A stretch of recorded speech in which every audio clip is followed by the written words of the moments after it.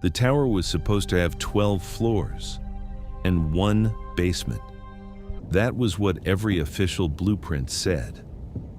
My name is Ethan Cole, and I worked demolition jobs. We were hired to renovate an abandoned municipal building. It had stood empty for 28 years. No fire, no collapse, no crime scene, just silence. The city wanted it reopened before the end of summer. Our foreman gave us 3 rules before we entered. First, never work alone below the lobby. Second, never use the old service elevator after midnight. Third, if it stops on a floor without a number, stay inside. He made us repeat the third rule out loud. We laughed because construction sites are full of warnings. But the foreman did not laugh with us. He pointed to the elevator and said, "It remembered things." The service elevator stood behind a rusted metal gate. Its panel had one button covered with black tape. Someone had written, "Do not press across the tape." The button was below B1, where no button should exist. I checked the blueprints during our first break. Basement level B1 was the lowest approved floor. Under it, the paper showed only concrete and foundation lines. Still, the elevator shaft continued below the printed plans. I found a blank rectangle where a room should have been. The paper had not faded. Someone had cut that section out. My partner Luis said old cities always hide bad decisions. I told him this looked less like a mistake. It looked like a place removed on purpose. On the second night, the elevator moved by itself. The security monitor showed the doors opening at 12:13. Nobody entered, nobody left. But the cabin went down.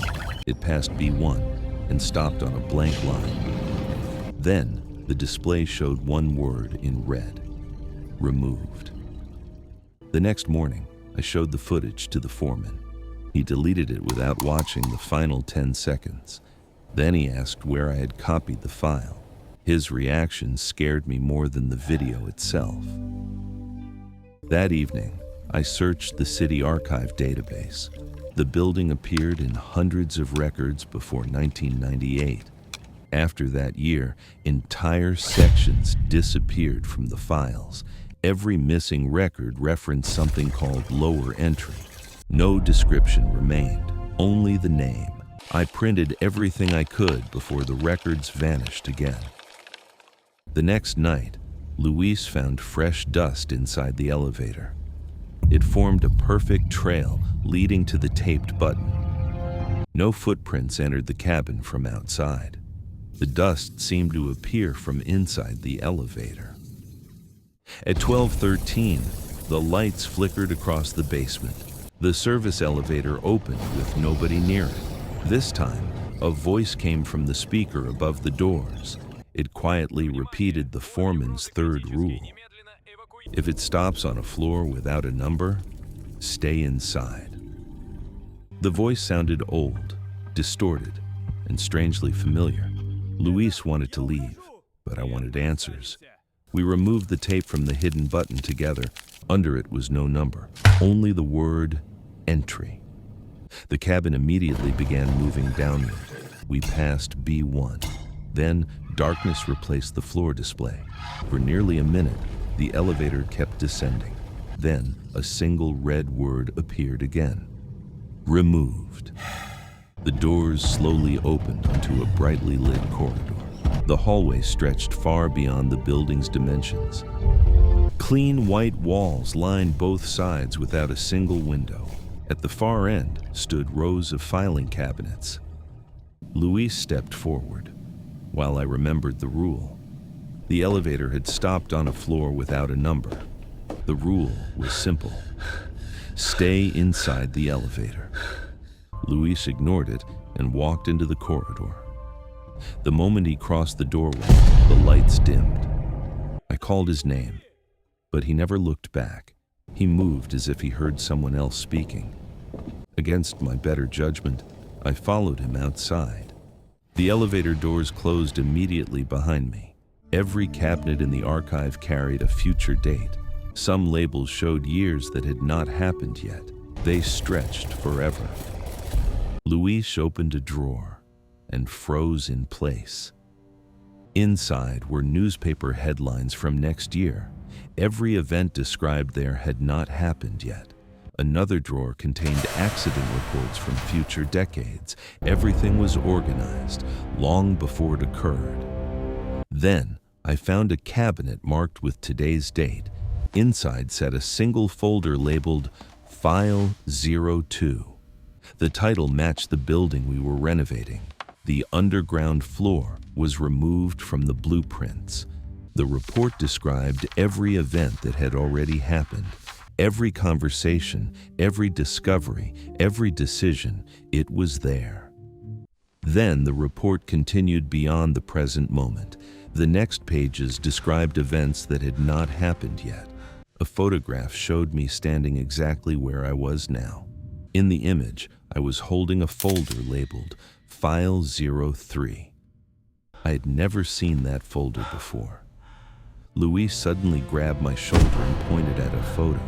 We were both standing in it just seconds earlier. Now, only I remained. Luis was completely gone. We checked another page. He was gone there too. Every photograph in the folder was slowly changing. Luis kept fading from every record we could find. Then he opened his mouth and stopped speaking mid-sentence. He stared at me with fear, as if he had forgotten his own name. The archive lights flickered, and Luis vanished completely. Not a shadow, not a sound, not even a footprint remained. Beneath the folder lay a note written in red ink. The archive records what reality chooses to keep. Removed entries are forgotten everywhere else. I ran back to the elevator and found the doors open. The ride up felt shorter than the descent. When I reached the basement, nobody remembered Luis. Even the foreman stared blankly when I mentioned his name. He asked who Luis was and why I looked so frightened. His employee file did not exist anymore. His access card was missing from every database. Even our crew photograph no longer showed his face. I opened the building blueprint one final time. The removed floor was no longer marked as removed. A new label had appeared across the hidden level, File Storage. Underneath it was a single line of text, Occupants 2. I counted again, because Luis was already gone. There should have been only one occupant remaining. Luis had not died. He had become part of the archive, which meant the second occupant could only be me. Inside my jacket pocket, I found a folder I never took. Its cover matched the photograph from the report. File 03.